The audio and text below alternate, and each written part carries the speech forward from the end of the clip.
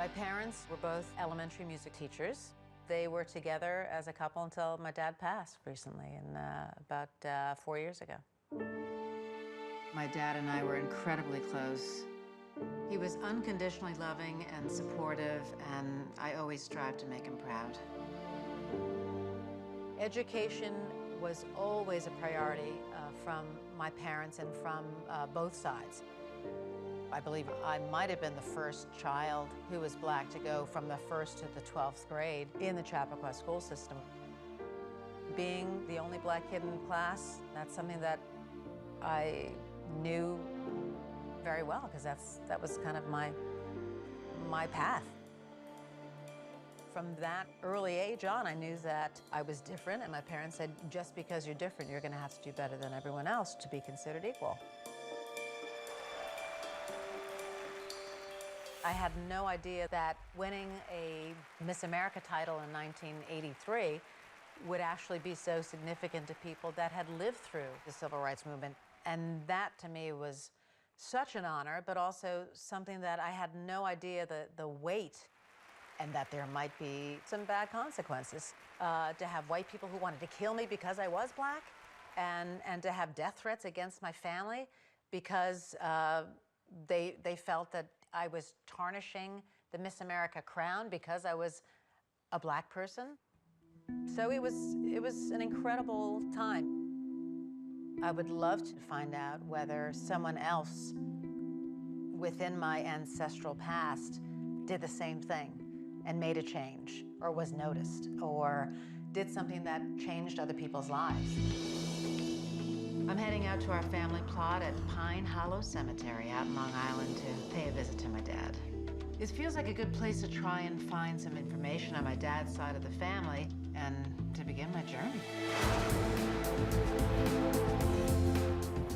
My dad would tell stories about growing up in Oyster Bay. They didn't have much, pretty rural upbringing, but always full of love and joy. And he always kind of reminisced with a smile. The cemetery is right back here.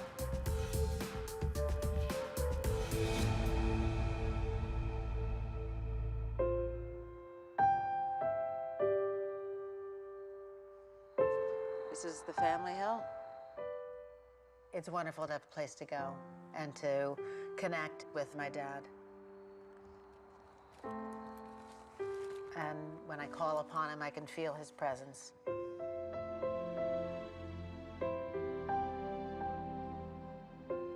It's nice to start the journey here with my dad, searching for his roots on his behalf.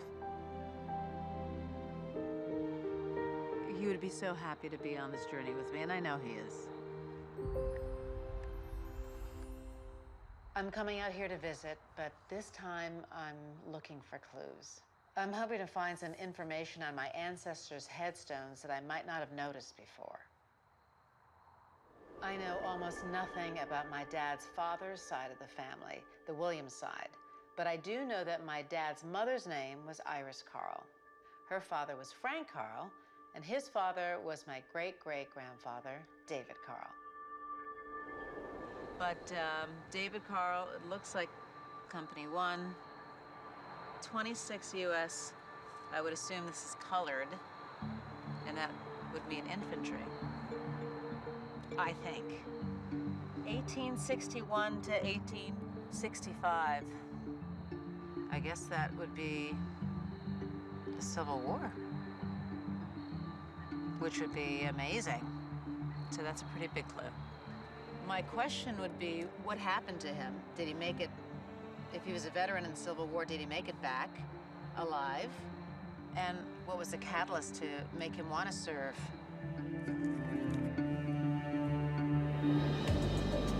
Since my family has lived in this area for more than 100 years, I'm going to meet with the town historian here in Oyster Bay to find out if there are any records that address David Carl's enlistment in the Civil War.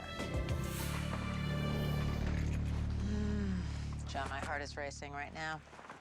The record you're most interested in will be this record of soldiers from 1861 to 1865.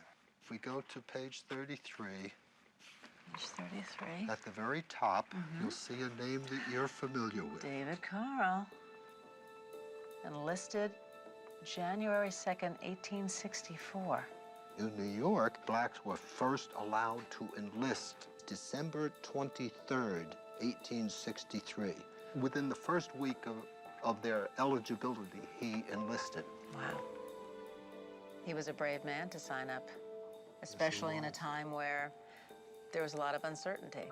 There was quite a risk. There was quite an opposition and a big question as to would the black soldiers be accepted with the white soldiers?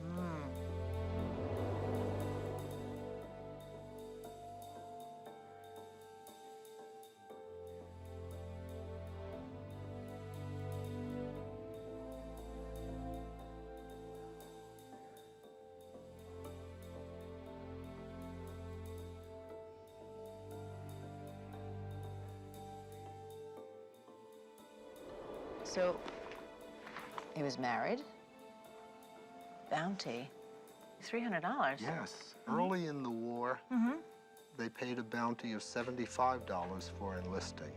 Really? By this time, the bounty had risen to $300. That's a lot of money back in the day. Yeah, so we have another record.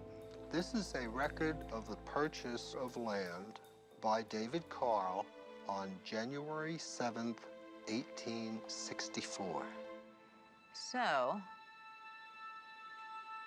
5 days later, after he enlisted, he purchased this land.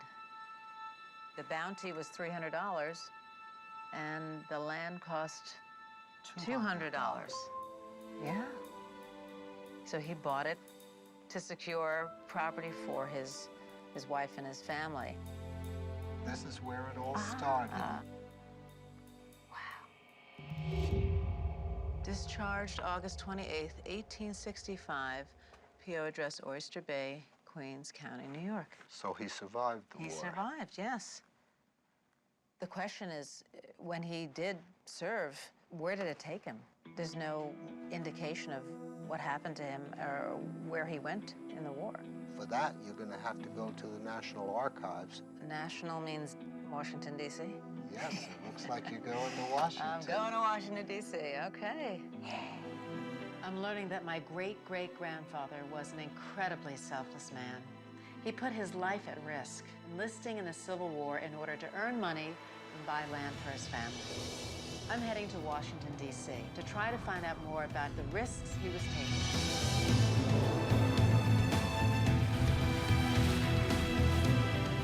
I want to take a look on ancestry.com to see if there are any other records on David Carl.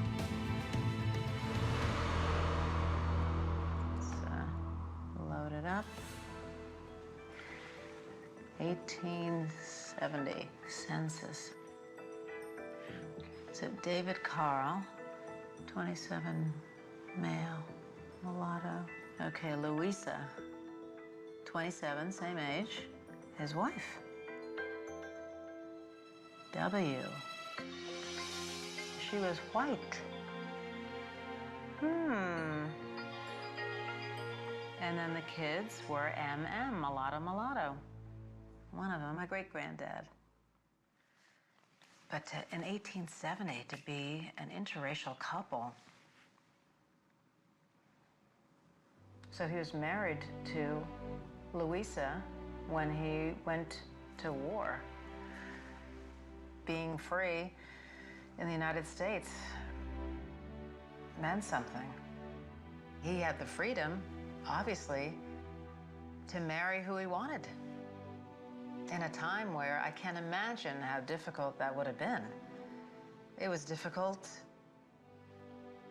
within my lifetime. And I'm 4 generations after him. I'm getting a clearer picture of who my great-great-grandfather was. He was breaking down barriers, taking risks on both the home front and by going to war. But what I really want to know is what happened to him after he left his family and joined the service.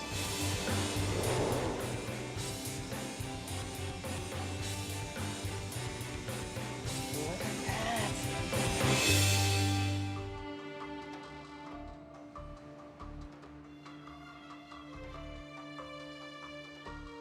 think we're going to start with the pension file first.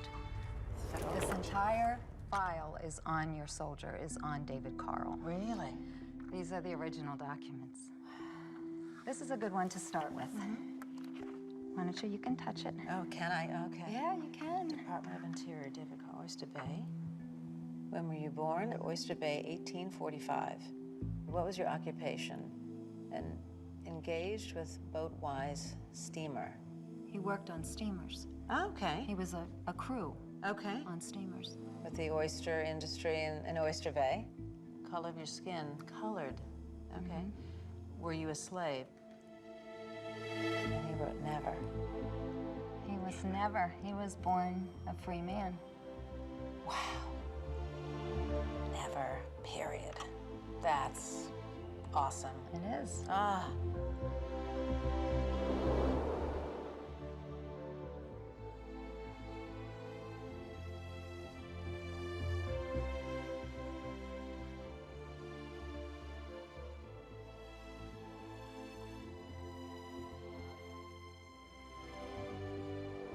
And he enlisted in the Union Army to go to war to save men who were not free. Absolutely. Yeah, it's pretty incredible. Wow. And when I was going through this, I came across something that was really pretty special. Actually, we might need to put on gloves for a minute. Gloves. Okay. Okay. Wow.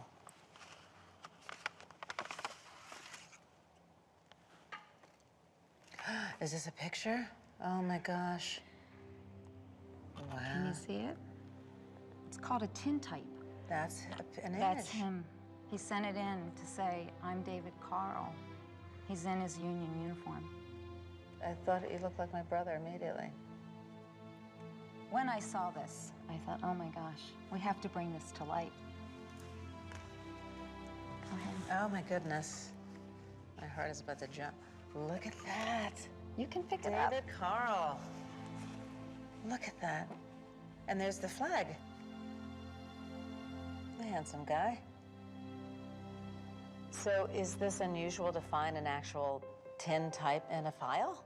In the 20-some years I've been doing this research here at the National Archives, it's the first time Really? that I have found a tintype in a pension file. He was just waiting. And he looks like a proud man. Mm-hmm. He was risking a lot. The Confederate Congress said, if we capture a black Union soldier, we will not put him in a POW camp. They'll kill him.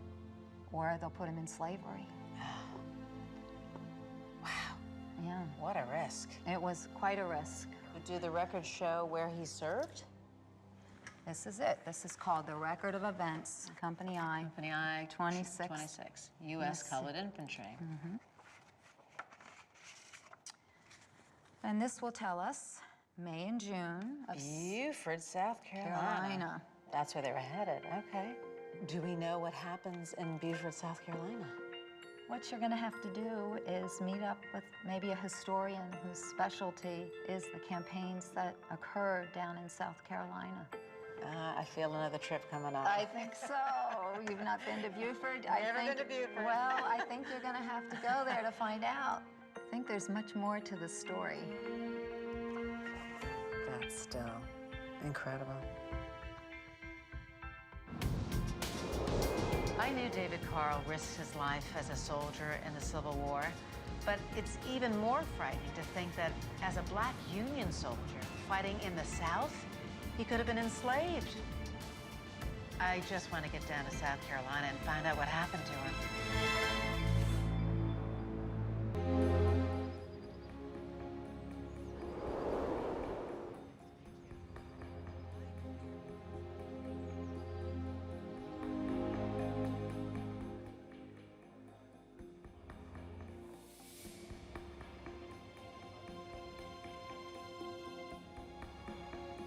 Look at these trees. It looks like the Deep South. Imagine this road a little bit more narrow than it is now. Okay. But the loose sand and literally hundreds of soldiers marching. And how many would be marching at a time? The 26th would have about 1,000 men in it, fully manned. Harry explained that David Carl and the 26th Colored Regiment engaged in at least 2 different battles while they were stationed in South Carolina.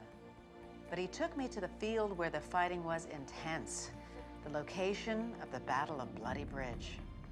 4 p.m. on the afternoon of July 7th, they come up into this open field, raining down on them from the artillery shrapnel found on this battlefield. Oh my God. So David Carl dodged one of those pieces of shrapnel. Whoa. Some folklore from the area say that the creek ran red with blood after this battle of Bloody Bridge.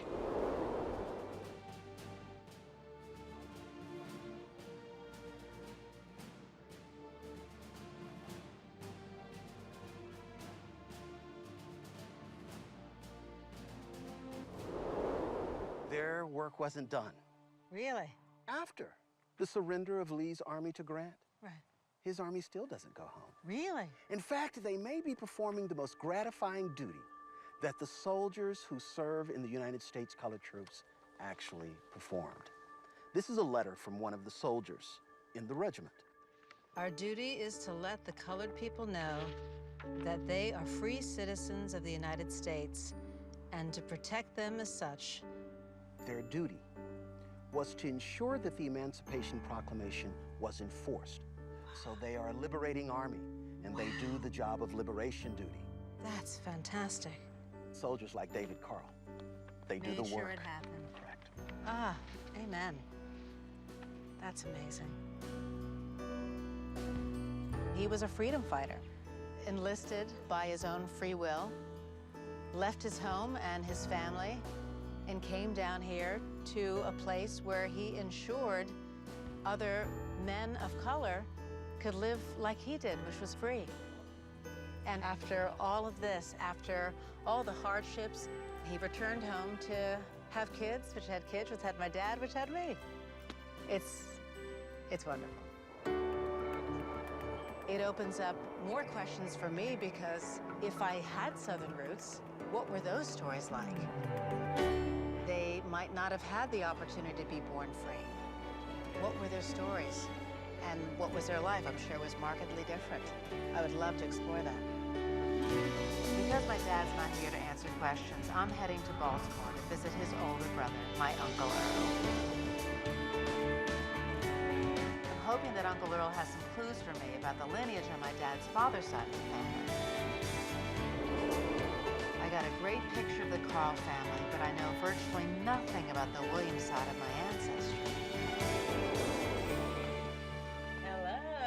Hi, Nessa.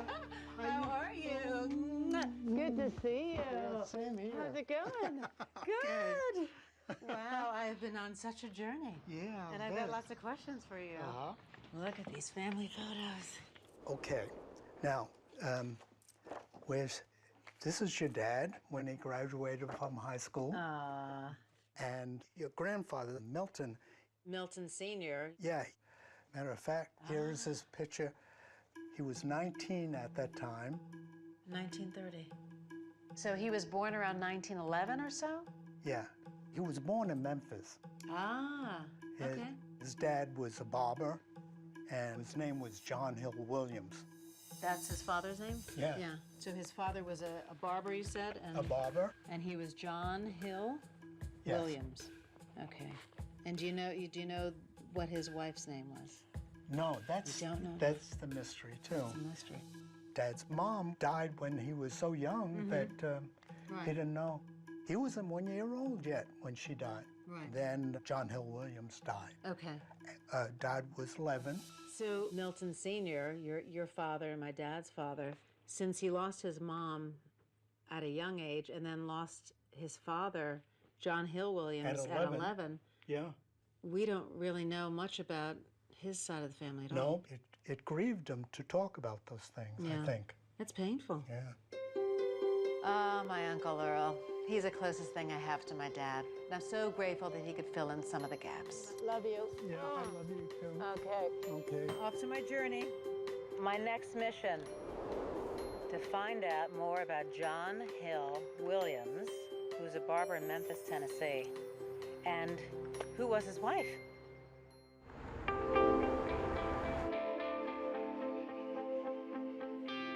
It's like reading the story of my father's life.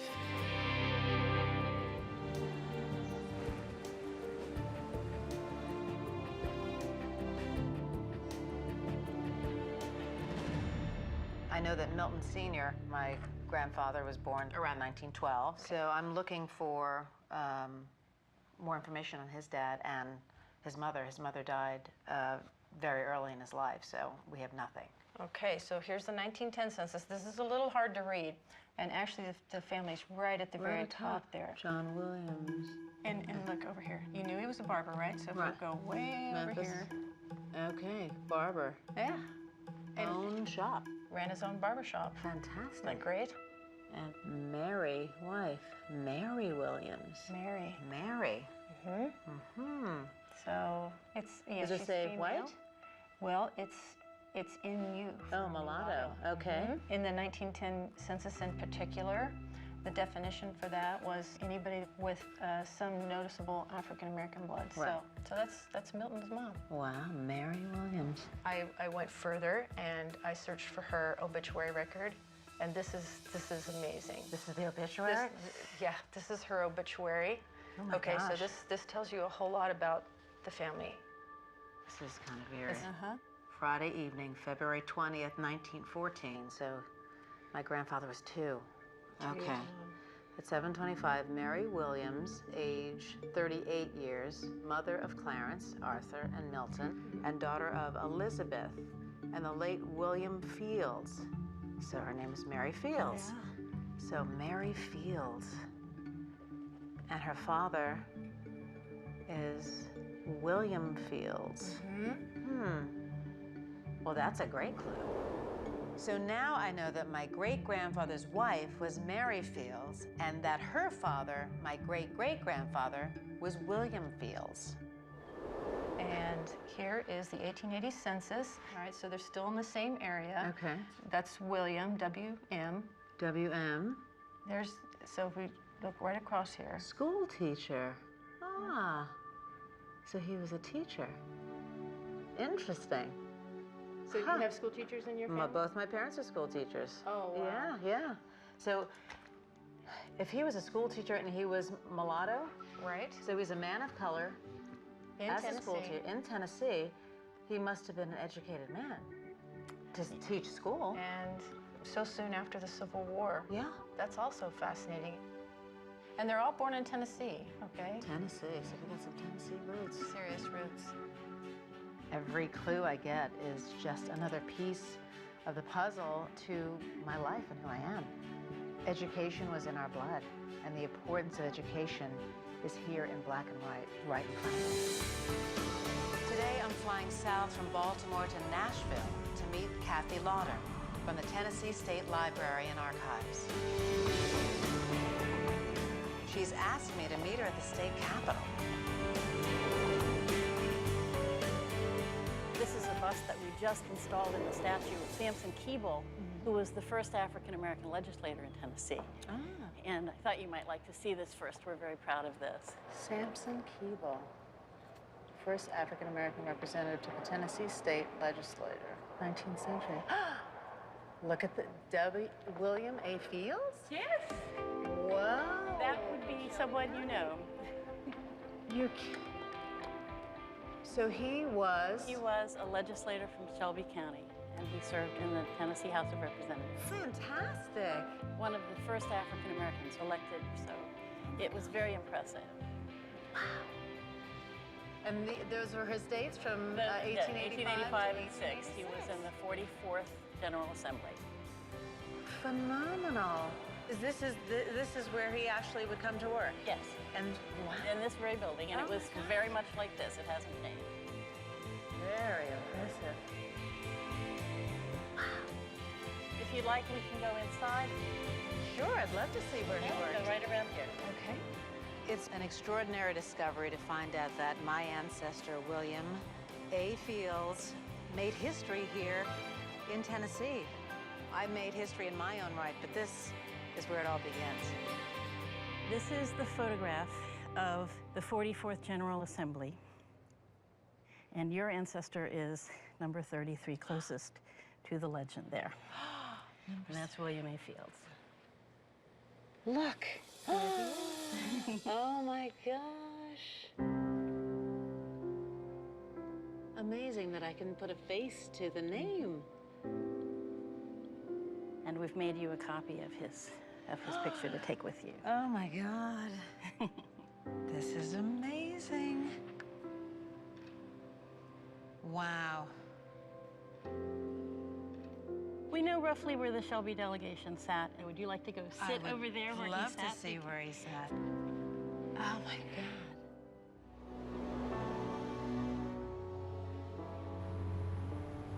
It says it was burned by the Ku Klux Klan. Oh, wow.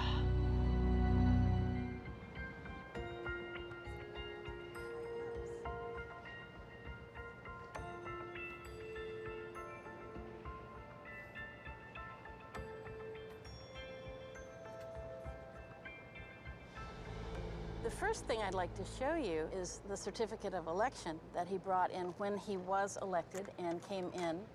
And how did that happen, a colored man in Tennessee to be elected? At about the time of the Civil War, a fourth of the population of Tennessee was slaves. A fourth of the population? A fourth. And so after the war ended, some of the counties had a higher percentage of black residents than white residents. And so once these people started to vote, then there showed up black people in a lot of the local positions, as well as here's someone coming to the House. Fantastic. And here they've come right out of slavery. Nobody even believes they're human yet. There are people who don't think that they're people. And it was a spectacular thing to have black people in the legislature. This one I thought you might be particularly interested in. It's a bill to be entitled an act to require parents and guardians to send their children to school. So it's education. There we go. I knew this is an interest that you... A common theme in my life. Yes. Wow. All parents and guardians having children in care between the ages of 7 and 16 years and physically able shall have them regularly enrolled in a district, town, or city, public or private school. He was a school teacher, and he wanted to make sure that everybody statewide had the same opportunities. Well, and it was so urgent at that point for the African Americans to be educated because they had been punished if they'd learned to read while they were slaves. And now suddenly, here they had the opportunity to get a real education for the first time. Right. Wow. And this was passed? To a committee. To a committee? Where it died. Drats. It was a very tough time for them, trying to pass these laws, trying to improve their lot. They had just a small window of opportunity to do that. So we're watching this window, which starts in 1867 when the vote is available, getting narrower and narrower until finally, a couple of administrations after this one, it's gone. So he's toward the tail end. He's the next to the last group. From 1888 until 1965, there were no black faces in the House of Representatives. It was 77 years. You gotta be kidding. This was the beginning of something that would go on for a very long time. So just when you think you've made progress, I'm learning what a noble and pioneering man William A. Fields was. But it's left me with more questions than answers. What happened in Tennessee that prevented any more African-American men from holding office for almost 80 years? And what happened to William after he left office? I'm heading to Memphis, where William A. Fields was listed in the 1880 census with his family. I have an appointment with Dr. Beverly Bond at the public library. You must be Beverly. She's an expert on 19th century African-American history. There seemed to be a significant amount of time where there were no people of color, men of color, that were serving as representative for years. Can you tell me why that is? Blacks had voted in Tennessee from the late 1860s. Right. But in the 1880s and into the 1890s, you begin to see that closing of opportunities. In the 1890s, states like Tennessee and Mississippi changed their constitutions and make it more difficult for blacks to vote with poll taxes, sometimes literacy tests, residency requirements. You have the violence that comes about in the 1880s and 1890s, the lynchings, the race riots.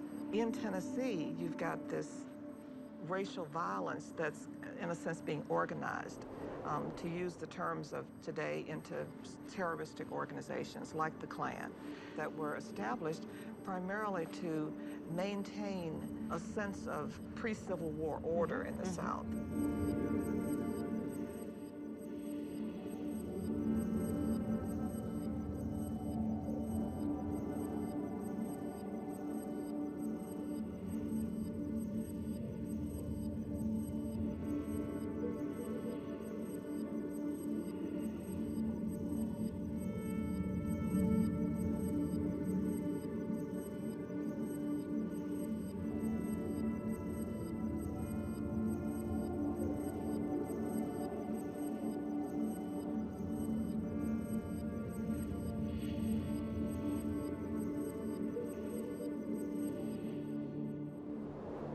So like systematically squeezed out. Yes, yes. That's one part of the story. The other part is within that place that they are being pushed into, they create these strong Black communities with their own schools and their churches. Right. So it's, you know, it's a very prideful community that is struggling against segregation. As an example, Tyler Chapel African Methodist Episcopal Church is a clear reference that we can use. It's a church that was started by former slaves in the aftermath of the Civil War. It eventually, it says it was burned by the Ku Klux Klan. Wow. If you look a little further, you'll see some of the early ministers who are listed there, but also the Sunday school superintendents. And if you just kind of look down to the list. Look at this. The Honorable W.A. Fields, resigned and deceased. And then we have a copy of his Obituary? a small obituary from the local newspaper. William A. Fields, a justice of the peace, died yesterday morning at 5 o'clock at his home in his 52nd year. 52. He was a Negro member of the county court and had the respect of that entire court, having been a justice of the peace for 10 years. That's the first time I've heard about the county court being associated with his name. Yes. So his knowledge and his education served him well. It is so heartbreaking for me to know that my great-great-grandfather died before he was able to see any progress in the fight against segregation. But since I know that he was a member of the court, my next stop will be the Shelby County Archives. I'm hoping to find information on William A. Fields' standing in the court.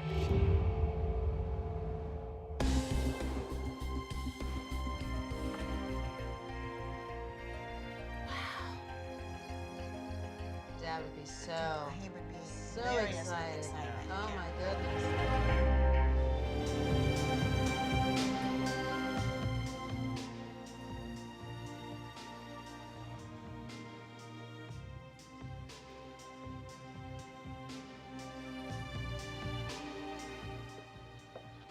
Oh my.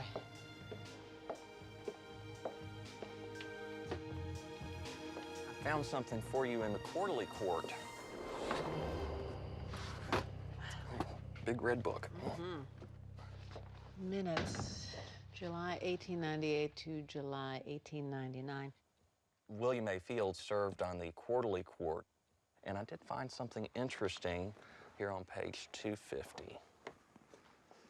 There. Okay. W.A. Fields. The committee appointed at the present term of this court to draft resolutions touching the death of W.A. Fields, Esquire.